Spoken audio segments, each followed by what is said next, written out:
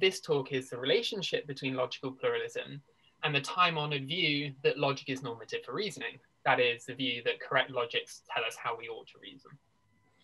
And to help shed some light on this relationship, this presentation is going to advance two theses. First, the double thesis, which states that logic is doubly normative for reasoning. That is, it not only constrains the combinations of beliefs that we may have, which is what the existing literature has recognized, but it also constrains the methods by which we may form our beliefs, a point which has thus far gone unrecognized. And then once we've recognized the full extent of logic's normativity, I'm going to argue for the inconsistency thesis, which states that many pluralisms are inconsistent with the normativity of logic. And roughly the reason for this is that they entail logically contradictory claims about how agents ought to reason. So here's where we're going. Part 1 is going to argue for the double thesis, part 2 for the inconsistency thesis. Then I'm going to consider some replies on the pluralists' behalves and give some rejoinders of mine before wrapping up. So the argument for the double thesis begins with two examples of reasoning gone wrong. First, take Suki, who correctly believes that there is a cat on the mat and also correctly believes that there is a dog on the log, but she disbelieves their conjunction, that there is a cat on the mat and a dog on the log. Now take Max. Max is curious about how the Greek tragedian Aeschylus died, and he reasons, if an eagle dropped a tortoise on Aeschylus's head, then Aeschylus is dead. Aeschylus is dead, so an eagle dropped a tortoise on his head. Both examples display logically erroneous reasoning, but the kinds of errors made are very, very different. In Suki's case, what's gone wrong is the combination of beliefs she has.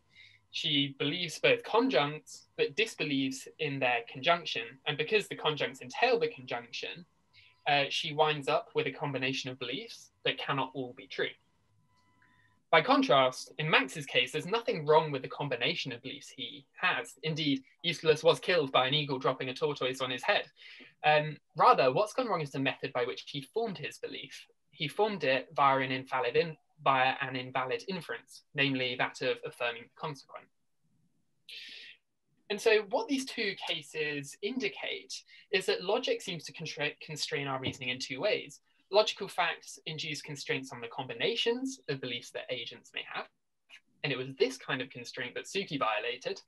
And logical facts also induce constraints on the methods by which agents formed their beliefs, and it was this kind of constraint that Max violated.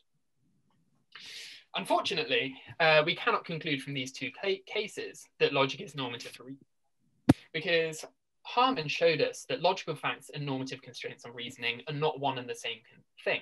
A logical fact just states that some kind of relationship holds between sets of truth bearers. It's a static and unchanging relationship. By contrast, a normative constraint on reasoning tells us how we ought to reason, and that gamma entails phi by itself doesn't tell us anything about how agents ought to reason. It doesn't make any mention of beliefs, let alone any kind of oughts. Okay, so in light of Harman's point, in order for logic to be normative for reasoning, there have to be logical facts have to kind of induce constraints on reasoning. And this can be captured using a bridge principle in Merck-Fahlman's terminology. So a bridge principle is just a conditional linking logical facts to the normative constraints on reasoning that these facts induce. And so for logic to be doubly normative for reasoning, we have to have two kinds of bridge principles. First of all, we have to have bridge principles linking logical facts to the combinations, to the constraints on combinations of beliefs that these facts induce. And then second of all, we have to have bridge principles linking logical facts to the constraints on methods of belief formation that these facts induce. And so the remainder of this section is going to be focused on articulating two bridge principles both of which together capture the double thesis. Before we do so, a quick clarification is in order. when I'm talking about bridge principles, I'm going to be considering them as evaluative norms. That is, norms which provide objective and ideal standards for correct reasoning, as opposed to a directive norm, which is actually supposed to guide ordinary agents' reasoning. And the reason why this is important is because evaluative norms aren't subject to many of the criticisms that a directive norm is subject to. So, for example, one might object to a directive norm on the grounds that it's overly demanding. It requires us to do something of which we're not really capable. And if it's supposed to guide our actions, this is clearly unacceptable. By contrast, you don't get any such problems with evaluative norms simply because they're ideal standards. Okay. So beginning with Suki's error, the problem in her case was that was the combinations of beliefs that she had. And broadly speaking, there are two kinds of logical facts. There are validity facts of the form gamma entails phi, and invalidity facts of the form gamma doesn't entail phi. And so our first question is, which kind of logical fact induces constraints on combinations of belief? Well, insofar as the problem with in Suki's case was that it was impossible for all of her beliefs to be true because the conjuncts entail their conjunction, it stands to reason that constraints on belief combinations must be induced by validity facts. Indeed, like given gamma doesn't entail phi, if gamma is true, phi may be true, phi may be not true. And so an invalidity fact couldn't induce a constraint on belief combinations. Now, the existing literature has focused pretty much exclusively on this kind of bridge principle, which we're going to call a validity bridge principle. And it's pretty controversial as to which one's right. But luckily for us, we can kind of circumvent all of this, because for present purposes, all we really require is a validity bridge principle that has a factual antecedent, that is, whose antecedent is a logical fact, as opposed to an agent having a certain attitude towards a fact. It must have a positive polarity, that is, it must positively require agents to believe the logical consequences of their beliefs, as opposed to merely negatively forbidding them from disbelieving said logical consequences. And third of all, it must employ the strict ought to operator. So agents are required to believe the logical consequences of their beliefs, as opposed to merely having a defeasible reason to believe the logical consequences of their beliefs. And this reason, which might be overridden by other countervailing reasons. And luckily for us, an evaluative validity bridge principle must have all three features. It has to have a factual antecedent, because it's trying to capture an objective standard of reasoning, and objective standards of reasoning are induced by the logical facts which actually obtain, as opposed to those that we merely think to obtain. It must have a positive polarity in order to satisfy Macfarlane's obtuseness criterion. And the idea behind the obtuseness criterion is that from an objective and ideal standpoint, there's something wrong with an agent's reasoning if they believe both conjuncts but refuse to take a stance on their conjunction. So they're not disbelieving the conjunction, they're just refusing to take a stance on it. And so in order to capture the fact that there's something wrong with this from an objective and ideal standpoint, the bridge principle has to have a positive polarity. And third of all, an evaluative validity bridge principle must employ the indefeasible ought to operator. And this is in order to satisfy Macfarlane's strictness criterion, which says, but the idea behind which is that from an objective and ideal standpoint, there's something wrong with an agent if they believe both conjuncts, but disbelieve their conjunction on account of some countervailing reasons. So by contrast, if our validity bridge principle employed the reasons to operator, you might end up with a case where the countervailing reasons for disbelieving the conjunction are outweigh the reason provided by the validity bridge principle. This is not correct from an ideal standpoint. So all we require is a validity bridge principle with these features. But for ease of exposition, it will be handy to have a particular validity bridge principle in mind. And to this end, I'm going to assume Ibpstar, which says, if gamma entails phi, according to some correct logic Li, then S ought to see to it that if they believe gamma, then they believe phi. Notice that this allows agents to revise their initial belief set if they don't want to believe what it entails. So with that, with Ibpstar in place, we turn to invalidity bridge principles. So going back to Max's error, the problem with in Max's case was that he formed a belief via an invalid inference. And so it stands to reason that the kind of constraint that he violates is induced by an invalidity fact of the form gamma doesn't entail phi. Now, invalidity bridge principles are quite new. And so we're going to have to do a little bit more legwork in articulating exactly what kind of constraint invalidity facts induce. But the basic idea is that an invalidity fact that gamma doesn't entail phi induces a constraint that forbids one from forming the belief that phi via deduction from gamma. So to the end of articulating an actual invalidity bridge principle, let F be the predicate that ... forms the belief that ... by method ... and N subscript gamma be the method of forming a belief via deduction from gamma. This gives us Ibpstar. So if gamma doesn't entail phi, according to some correct logic, then the agent is forbidden from forming the belief that phi via deduction from gamma. There's a lot more that can be said about invalidity bridge principles. And on the off chance you want to know a bit more, you can see Evershed forthcoming in Synthes, which gives a much more thorough treatment. But one point that we do need to note is that in order for Ibpstar to present a substantive constraint on agents' reasoning, deduction has to be individuated fallibly so that sometimes invalid deductive inferences can qualify as tokens of deduction. And to see why this is, suppose that deduction were individuated infallibly, so that only valid inferences qualified as tokens of deduction. In this case, Ibpstar would be vacuous because it would forbid one from doing the impossible, namely validly deducing phi from gamma. I don't take this to be too much of a problem because fallibilist method individuation is a very popular position in contemporary epistemology. And I think that there are strong independent arguments in its favor. For example, Jessica Brown argues that infallibilist method individuation is incompatible with the widely accepted phenomenon of epistemic defeat, where a belief loses a property like justification or knowledge. So any belief produced if methods are individuated infallibly, then any belief produced via that method can never cease to be justified, which she takes to be wrong.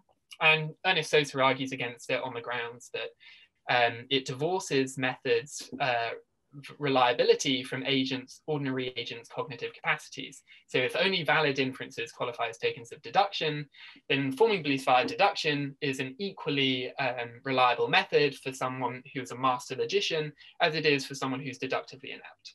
And he concludes that this is absurd. Goldman also induces fallibilist method individuation. So that's our invalidity bridge principle. And so I've now presented a couple of cases which kind of indicated that logic is doubly normative for reasoning. And I've articulated the bridge principles which capture this, thereby establishing the double thesis.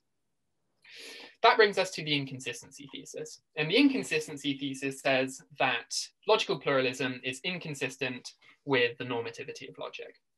And to begin with, we're going to look at a couple of recent attempts by logical monists, so people who think there is only one correct logic, to establish this thesis. And I'm going to argue that both attempts falter. So the first and perhaps the most well-known of these is the so-called upwards collapse objection due to Keith, Priest, and Reed. And the basic idea behind the objection is as follows. One of our fundamental epistemic aims is to have true beliefs in as many as possible. Okay. Now, suppose that we've got a set of premises, alpha, and we know that alpha is true. And suppose that we've got two correct logics, K1 and K2. And suppose that beta follows from alpha according to K1. So in this sense, K1 better advances our aim of having as many true beliefs as possible, because K1 is more useful in advancing that aim, because K1 tells us something crucial which K2 doesn't, namely that beta is true. K2 is silent on the matter, whereas K1 tells us that it is. And so as a result, K1 is a better logic than K2. K1 answers a crucial question, which K2 does not. Regardless of whether or not this objection succeeds, and for various other reasons I don't think it does, but it's got nothing in particular to do with logic's normativity. Indeed, even if there were no true bridge principles associated with K1 and K2, it still follows that K1 tells us that beta is true, whereas K2 doesn't. And to that extent, it better advances the aim of having true beliefs. And so even if it does succeed, it's not established the inconsistency thesis. A second argument for the inconsistency thesis is presented by Nathan Kellen. And his argument begins with the following validity bridge principle, VBPK, which says, for present purposes, it doesn't matter that VBPK is different from Ibpstar. That's fine. So VBPK states that if gamma entails phi, according to some correct logic, and S believes that gamma, then S ought to believe that phi. And Kellen argues that this lands us in a world of trouble. Take classical logic and intuitionistic logic. Suppose both are correct and we have an agent who believes not phi. Since classical logic is correct and the agent believes not phi, and not phi classically entails phi, it follows that the agent ought to believe that phi. But according to intuitionistic logic, not phi doesn't entail phi. And so Kellen concludes it's not the case that S ought to believe that phi. That is, according to intuitionistic logic, it's not the case that S is required to believe that phi. And so what we end up with here is some kind of contradiction, because on the one hand, S is required to believe that phi, but on the other hand, they're forbidden from believing phi. Unfortunately, Kellen's argument's invalid. Whilst the first stage to do with classical logic follows, given that not phi entails phi, S believes not phi, and given VBPK, it definitely follows that S ought to believe that phi. But it does not follow, given VBK, from the fact that not phi doesn't intuitionistically entail phi, and S believes that not phi, that it's not the case that S ought to believe that phi. That is, Kellen has denied the antecedent. But it seems like, given what we said about the double thesis, we might be able to circumvent this problem. Because if we had an invalidity bridge principle whose antecedent was an invalidity fact, then we might be able to get out some kind of normative constraint which would contradict that given by our validity bridge principle. And that's what we're about to do. But not so fast, because VBPstar and Ibpstar's consequence aren't contradictories. VBPstar's consequence says that you ought to see to it that if you believe gamma, then you believe phi, whereas Ibpstar's consequence is about methods. It says you're forbidden from forming the belief that phi via deduction from gamma. And so those aren't contradictories, which we can use in a reductio. What we need to surmount this kind of gap is an instrumental transmission principle that kind of links the fact that you ought to have a belief to its being permissible to form that belief via deduction, and then you'd be able to get a contradiction out. These kinds of principles are familiar from the literature on instrumental rationality, and the following one will suit us nicely. So if S ought to believe phi, and M is a reliable method by which S can form the belief that phi, then S is permitted to form the belief that phi via M.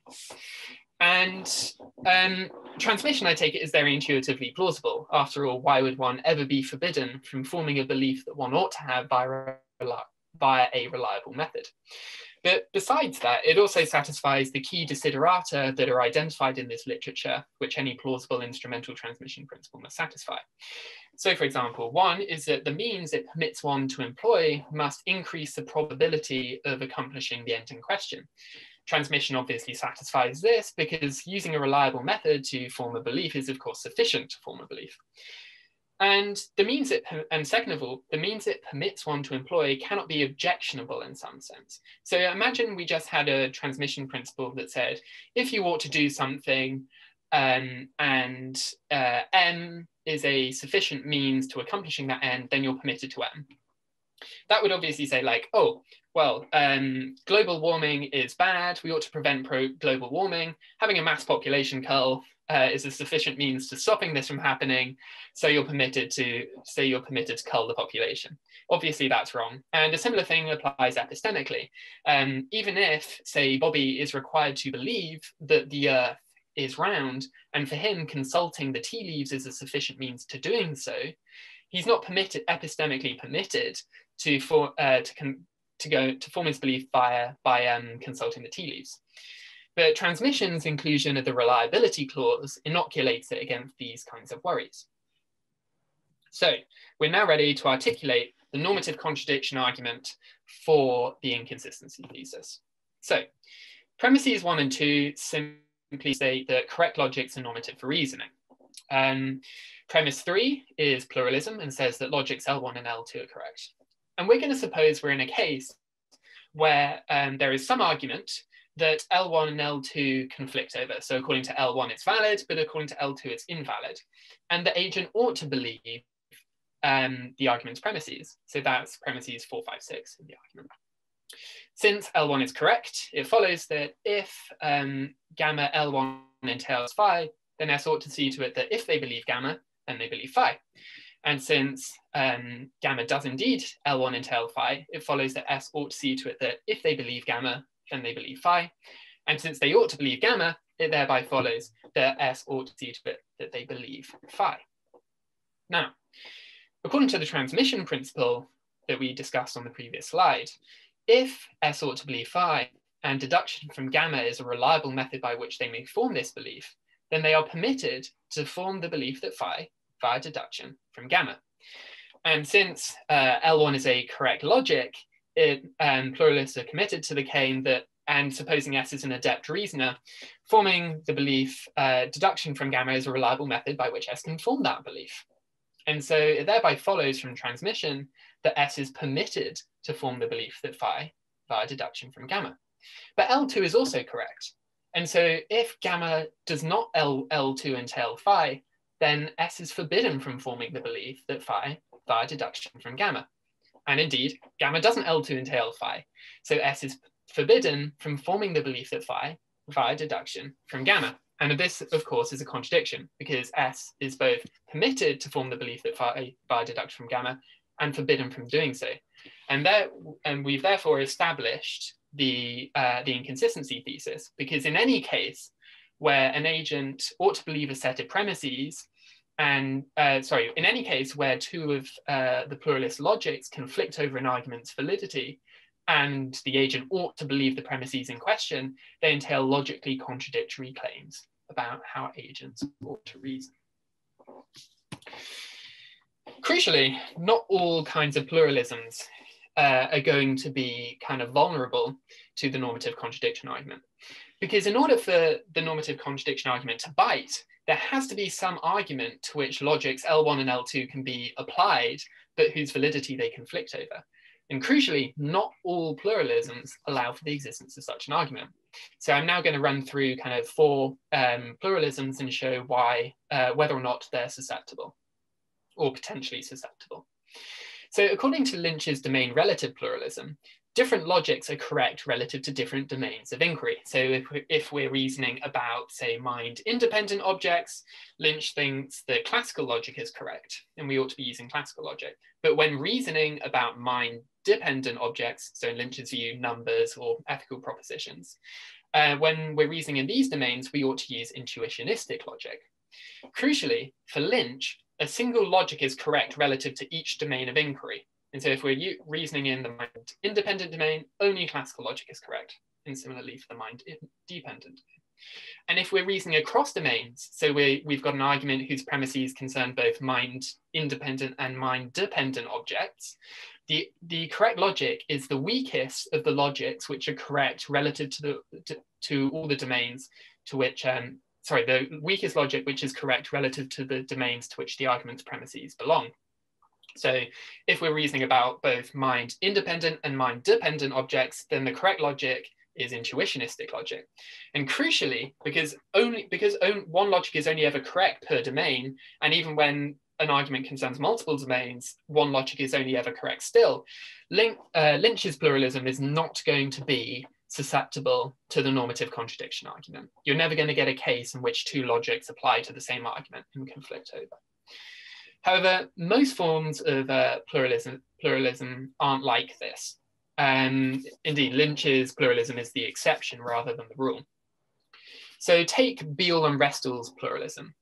According to Beal and Restall, the core of our concept of logical validity is given by the generalized Tarski thesis, GTT. And GTT states that an argument is valid X, if and only if, in every case X in which the premises are true, so is the conclusion. And so different logics are correct relative to the cases over which GTT quantifies. If GTT quantifies over Tarskian models, then classical logic is going to be correct. If GTT quantifies over constructions, then intuitionistic logic is going to be correct. And if it quantifies over situations, then some kind of relevant logic will be correct. So different logics are correct relative to the cases GTT quantifies over. Crucially, Beal and Restall endorse the formality of logic. So in any given domain, you can think that cases are constructions, models, situations, or whatever. And indeed, they don't think the correct choice of cases is relative to anything else. So for any given argument, cases can be models, constructions, or situations. And so relative to any given argument, classical logic, intuitionistic logic, and relevant logic will be correct. And so you're going to have conflicting logics. And so the normative contradiction argument can kind of get a grip. Another couple of pluralisms are those espoused by Field and Varzi. So according to Field, different logics are correct relative to our epistemic goals. If our aim is to draw true conclusions from a set of premises, then the correct logic is classical. But if our aim is to draw true and demonstrable conclusions, then the correct logic is going to be intuitionistic. And if it's true and relevant conclusions, the correct logic will be a relevant logic. And for Field, it isn't obvious that there needs to be a single correct logic relative to any given goal. So if our aim is to draw relevant conclusions from a set of premises, there might be multiple relevant logics which are each equally good in advancing this aim. And so if we've got a case of an agent wanting to draw relevant conclusions from a set of premises, there'll be multiple correct logics to do so, which conflict over some of the kind of conclusions that can be drawn from these premises. So Field's pluralism will also be susceptible to the normative contradiction argument. Finally, according to Achille Varzi's pluralism, logics are correct relative to where we draw the distinction between logical and non-logical vocabulary. So if all the standard Boolean connectives are the only logical terms, then a propositional logic will be correct. But if we also include quantificational terms as logical, then a first order logic will be correct. And for Varzi, who draws on Tarski, he thinks that any terms in a language can be regarded as logical. So we could regard dog as logical if we wanted to. We could regard water bottle as logical if we wanted to, or not. So for any given argument that contains multiple terms, we can draw the distinction between logical and non-logical terms in multiple places, relative to which different logics are going to be correct, and those logics will also conflict over the argument's validity. So Varzi's pluralism is in principle susceptible to the normative contradiction argument. So I've now articulated the normative contradiction argument for the inconsistency thesis, and it's time to consider some replies on the pluralists' behalves. Oh, wrong button. So, according to the first reply, the normative contradiction argument is invalid because it equivocates over the deontic operators, which should in fact be indexed to the logics in question. So because the oughts in the bridge principles are logic indexed, all that follows is that S is L1 permitted to form the belief that phi via deduction from gamma, but they are L2 forbidden from doing so. This is obviously not a contradiction. My rejoinder is that other paradoxes arising from conflicting norms cannot be resolved just by distinguishing between different kinds of oughts. And so the normative contradiction argument can't either. So take the preface paradox, where an agent has written a book, and her evidence means that she's rationally required to believe each claim that the book makes. Deductive norms therefore require her to believe the conjunction of the claims she makes. But she's also aware that she and other like hers have made errors in books before. And so inductive norms forbid her from believing the conjunction of claims made in the book. And I take it that it would not be a satisfactory resolution to it would not be a satisfactory resolution to these conflicting norms, or these conflicting norms could not be satisfactorily resolved or by distinguishing between deductive and inductive oughts. And since deductive and inductive oughts and since deduction and induction are more distinct modes of reasoning than different kinds of deduction, I think it would be even less plausible to say that the normative contradiction argument can be resolved in this way. Even setting aside these worries, if you index the deontic operators, you're basically going to leave agents in a state of paralysis. Given that L1 and L2 are equally correct, the L1 operator cannot have priority over the L2 operator or vice versa. Neither trumps the other. And so in any case where the pluralist's logics conflict, the agent is going to be kind of stuck because they've got two conflicting norms, neither of which can take priority over the other. And so you end up with this kind of insoluble paralysis. Reply 2 concerns indexing the methods of belief formation. So the idea would be that the methods of belief formation that feature in the bridge principles are indexed to the logics in question. So whilst S is permitted to form the belief that phi via L1 deduction from gamma, they are not permitted, they are forbidden from forming it via L2 deduction. My worry about this is how L1 deduction is being individuated and differentiated from L2 deduction. Naturally, because deduction is being individuated fallibly, we cannot just say that L1 deduction is forming a belief by an L1 valid inference. So the most straightforward fallibilist individuation of L1 deduction appeals to agents' intentions. So it'd be something along the lines of S forms the belief that phi via L1 deduction from gamma, just in case S intends to infer gamma intends to infer phi from gamma via L1 valid rules. But this lands the pluralist in a world of trouble because it leaves them unable to account for the logical erroneousness of Max's reasoning. Max, recall, forms a belief by affirming the consequent. And suppose that Max, like most non-logicians, has never encountered any particular logics, nor has he been socialized into accepting any particular logic. So for him, he cannot have the requisite intention to form a belief via Li deduction.